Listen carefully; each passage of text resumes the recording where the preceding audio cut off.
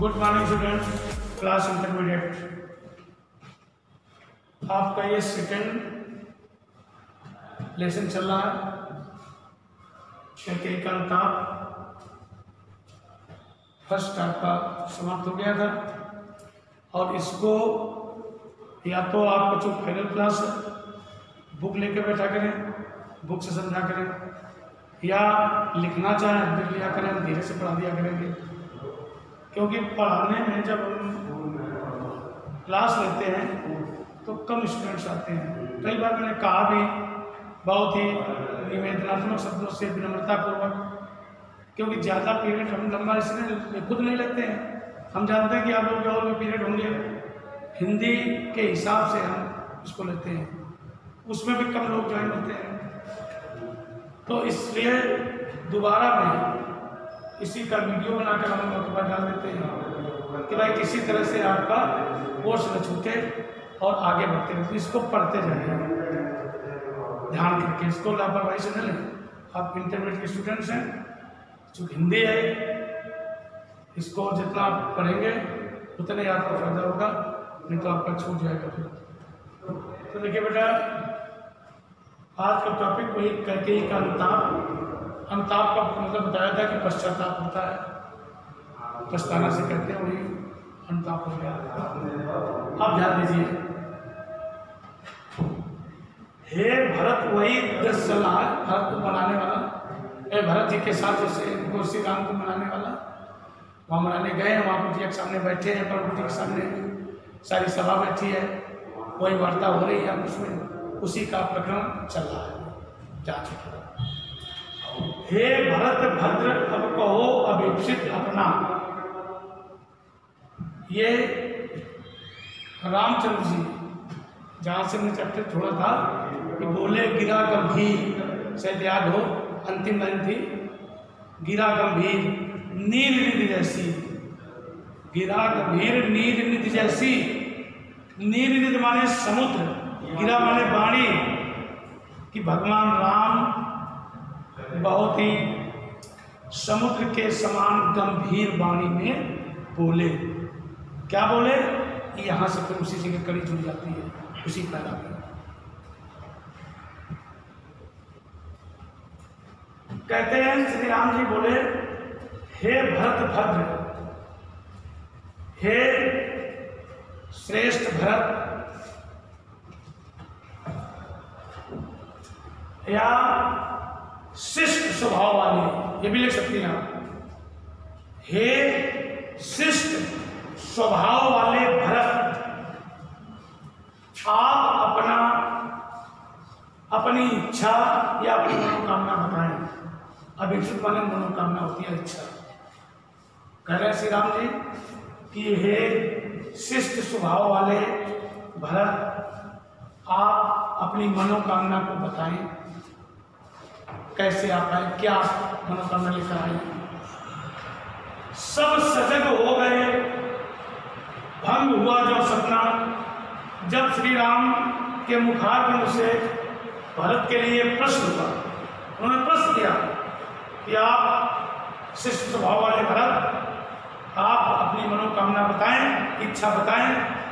तो जब ये प्रश्न किया, इस प्रश्न को सुनकर जो सभा बैठी थी उनके प्रभु जी के सामने, जो समुदाय बैठा था, वो सब सजग हो गए, अचानक सावधान हो गए। भंग हुआ जो सपना, ऐसा प्रतीत हुआ जैसे सपना देख रहे हो, सपना देखते देखते अचानक जग गए, ऐसी स्थिति वहां हो गई। ये आज रहा क्या भरत अभिप्सित अब भी। अब भरत जी उत्तर दे रहे हैं, बता रहे हैं कि हे आर्य, माने भगवान श्री राम से आर्य के विस्मृत कर रहे हैं। हे आर्य, हे प्रभु, रहा क्या भरत अभिप्सित अब भी? करें क्या भरत अब भी उसकी मनोकामना अधूरी है? अब भी उसकी मनोकामना कोई बाकी रह गई? मिल गया अकंटक राज्य उसे जब तक तब भी जब उसे अयोध्या का बाधा रहे यानी अकंटक निष्कंटक राज्य मिल गया, उसे तब भी जब पहले ये भरत खुशी में नहीं कह रहे हैं, इसका भाव समझिए, वो एक दुख के साथ कह रहे हैं कि अब भरत की कोई मनोकामना भी बाकी रहेगी। जब उन्हें अयोध्या का निष्कंटक राज्य मिल गया तब भी उसकी कोई मनोकामना शेष है, कोई मनोकामना शेष नहीं रह गई। पाया तुमने तब तले अरण्य बसेरा, कह रहे हैं हे श्री राम, मुझे तो बाधा रही, अयोध्या का राज्य प्राप्त हो गया और आपको वृक्ष के नीचे अरण्य बसेरा प्राप्त हो गया, इससे भी मेरी कोई इच्छा बाकी रह सकती है, अब तो मेरी कोई मनोकामना नहीं बाकी रही।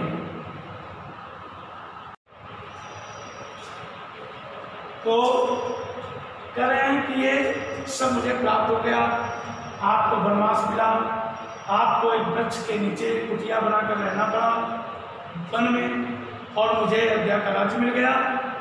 अब मेरा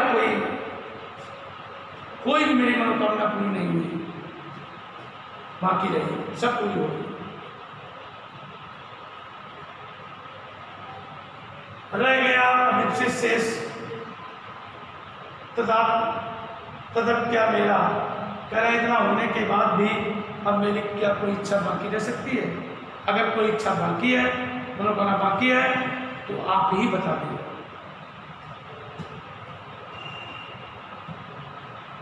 तन तड़प तड़प कर तप्त तात ने त्यागा, बता रहे हैं कि आपके परिगमन के बाद पिता श्री दशरथ जी ने तड़प तड़प करके अपने शरीर का त्याग किया, तड़पते रहे आपके वियोग में, और तब उनका प्राणांत हुआ। उन्होंने किया क्या रहा अभिक्षित और तथा भागा, और फिर भी ऐसी कोई अभागी इच्छा क्या मेरी कोई शेष रह गई? ऐसी कौन सी अभागी इच्छा थी या अभागी मनोकामना जो इतना सब होने के बाद भी शेष रह गई? कोई मेरी मनोकामना शेष नहीं रहेगी। आप पूछ रहे हो कुछ नहीं, हाँ इसी अयस के हेतु जन्म था मेरा, कह रहे हैं भरत जी, दुख करते हैं, हाँ कहते हैं बहुत दुख के साथ, इसी अयस के हेतु जन्म था मेरा, कहते हैं संसार में मेरा जन्म हुआ इस अपयस को कमाने के लिए। मुझे संसार में जन्म लेकर अपयस मिला, कलंकित हुआ, मैं कलंक मिला मुझे प्राप्त हुआ। निज जननी ही के हाथ हनन था मेरा, और कहते हैं मेरा मानसिक और चारित्रिक जो हत्या हुई है, मेरी मानसिक चारित्रिक हत्या की गई है, वो भी मेरी माता के द्वारा, मेरी माँ के द्वारा मेरी चारित्रिक और मानसिक हत्या कर दी गई। संसार मुझे अपयश प्राप्त हो गया। इतना सब होने के बाद आप कह रहे हैं कि भरत तुम्हारी क्या इच्छा है? मेरी तो इच्छा कुछ नहीं, मेरी तो सब कुछ पूरा हो गया, अब मेरी इच्छा कुछ शेष नहीं बची।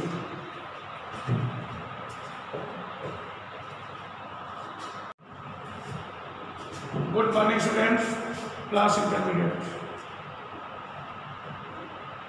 आज का टॉपिक कैकेयी का अनुताप, यही लेसन चल रहा है। लेसन काफ़ी बड़ा है और चूँकि ब्लैक बोर्ड पर 8 तस्वीरें नहीं आ पाती हैं, क्योंकि अगर ज़्यादा घना लिख देंगे तो समझ में नहीं आएगा आपको। तो जितना एक पैरा आता है, एक पैरा ही आपको पढ़ना है और क्रमबद्ध पढ़ना है, तभी धीरे पढ़ा रहे हैं।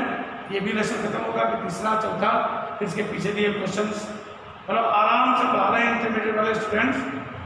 आप लोग बहुत ध्यान से पढ़ें इसको, जल्दी नहीं कर रहा हूँ, मैं स्पीड बढ़ा रहा हूँ, धीरे धीरे बिल्कुल जबकि इंटरमीडिएट की पढ़ाई का ये नियम नहीं है जैसे मैं कर रहा हूँ, लेकिन मैं जानता हूँ स्थिति को देख करके समय कैसा चल रहा है, स्थितियाँ कैसी हैं, और आपकी पढ़ाई भी हमको करनी है, आपका कोर्स भी हमको कराना है, आपके इंटरमीडिएट के जो फॉर्म भरे जा रहे हैं उनको भी देखना है, कब विद्यार्थी रह गया उसको भी फ़ोन करना है, सारे काम आपके करने हैं, इसलिए इस विद्यालय लगा हुआ है। अब आप भी लग जाइए, जैसा आप कर रहे हैं ठीक कर रहे हैं, इसीलिए मैं एक धीरे धीरे बढ़ा रहा हूँ और आपका कोर्स धीरे धीरे चल रहा है और आप धीरे से पढ़ते रहिए इसको। देखिए वही क्रम चल रहा है, उसी के आगे है जहाँ से कल खत्म किया था हमने, चूँकि लेसन वही है। जब भरत ने बता दिया था कि मेरी माता के द्वारा, मेरी माँ कैकेयी के द्वारा ही मेरा मानसिक और चारित्रिक हत्या की गई है, मैं संसार में मुँह दिखाने योग्य नहीं बचा हूँ, मेरा अपयश पूरे संसार में फैल गया है, जबकि मैं बिल्कुल निर्दोष हूँ, मेरा कोई दोष नहीं। वहाँ से समझ लो, उसी के आगे देखना। अब कौन अपेक्षित और आद वह किसका, संसार नष्ट है भ्रष्ट हुआ घर जिसका। अभिप्सित का मतलब मैंने बता दिया था, इच्छा मनोकामना। तो जब श्री रामचंद्र जी ने अपने भाई भरत से पूछा कि भाई आपकी क्या इच्छा है, क्या अभिलाषा है, क्या मनोकामना है, तो भरत ने उसका जवाब दिया, उत्तर दिया और उसी कड़ी में आगे। अब कौन अपेक्षित और वह किसका, संसार नष्ट है भ्रष्ट हुआ का जिसका। कह रहे हैं कि हे आर्य, भरत जी कहते हैं हे आर्य, हे भैया, जिस व्यक्ति का संपूर्ण संसार नष्ट हो गया, जिसका घर बर्बाद हो गया, नष्ट भ्रष्ट हो गया, परिवार जिसका संसार जो था, परिवार संसार सब नष्ट हो गया, तो इतना होने पर अब भला मेरे लिए कौन सी इच्छा बाकी रह गई और किसके लिए रह गई।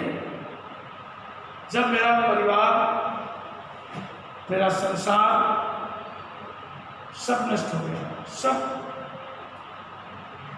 विध्वंस हो गया, तो अब किसके लिए मैं इच्छा जागृत करूं और किसके लिए अपनी मनोकामना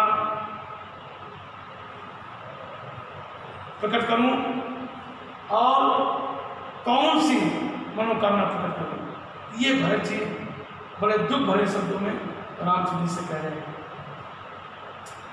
फिर देखिए, मुझसे मैंने ही आज स्वयं मुँह फेरा, हे आज बता दो तुम्हें अपेक्षित मेरा।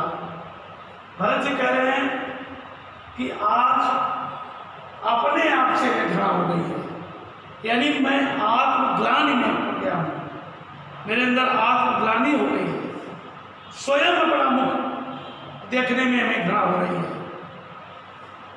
क्योंकि ऐसा कृत्य मेरी माता के द्वारा किया गया, संसार में अपयश मेरा फैल गया, तो मुझे आत्मग्लानि में मैं पड़ा हुआ हूँ, सोच रहा हूँ। और हे आर्य बता दो, इसलिए मेरी कोई मनोकामना शेष नहीं बची, मेरी कोई इच्छा नहीं बची। आप यदि बताएं, आप स्वयं बता दें कि मेरी इच्छा क्या है, मेरी मनोकामना क्या है। आप मेरे मन की बात को स्वयं उजागर कर सकते हैं, लेकिन वैसे मेरे पास कोई मनोकामना शेष नहीं बची, सब कुछ मेरा समाप्त हो गया। प्रभु ने भाई को पकड़ हृदय पर खींचा, रोदन जल से सविनोद उन्हें फिर सींचा। जब भरत जी ने ऐसे शब्द कहे तो उनके शब्दों को सुनकर भरत जी के भगवान श्री राम बड़ा गदगद हो गए, मन ही मन में प्रसन्न हो गए, भाव देख करके भरत के, कि भरत के भाव कितने थे। क्योंकि भरत जी की भावनाएं बहुत श्रेष्ठ थी और अच्छी थी, शिष्ट भावनाएं थी उनकी, शिष्ट विचार थे। तो जब ये बात सुनी भरत के मुख से तो श्री रामचंद्र जी मन ही मन में प्रसन्न हो गए और क्या किया, प्रभु ने भाई को पकड़ हृदय पर खींचा। उन्होंने खुशी में भरत का हाथ पकड़कर अपनी ओर खींच लिया और हृदय अपने गले से लगा लिया, हृदय से भरत को लगा लिया और रोदन जल से सविनोद ने सींचा। रोदन माने रोना, यानी आंसू जो उनके निकले आंखों से, उस जल की धारा से भरत के शरीर को सिंचित कर दिया, गीला कर दिया। इतने खुशी के आंसू गिरे कि भरत की जो अंदर दुख था वो सब शांत हो गया, क्योंकि भगवान श्री राम ने अपने आंसुओं से भरत के शरीर को गीला कर दिया, सिंचित कर दिया, सींच दिया। उसके आशय की था मिलेगी किसको, जनकर चन्नी ही जान न पाई जिसको। कह रहे हैं कि भरत की भावना क्या है, भरत के विचार कैसे हैं, उसकी आशय की था कोई नहीं जान पाया आज तक, गहराई नहीं जान पाया भरत की कि भरत कितने शिष्ट विचारों के हैं, कितनी भावनाएं अच्छी हैं। इस बात को उसकी माँ कैकेयी, जो जिसने उसको जन्म दिया है, वो तक भरत की भावनाओं को नहीं जान पाई।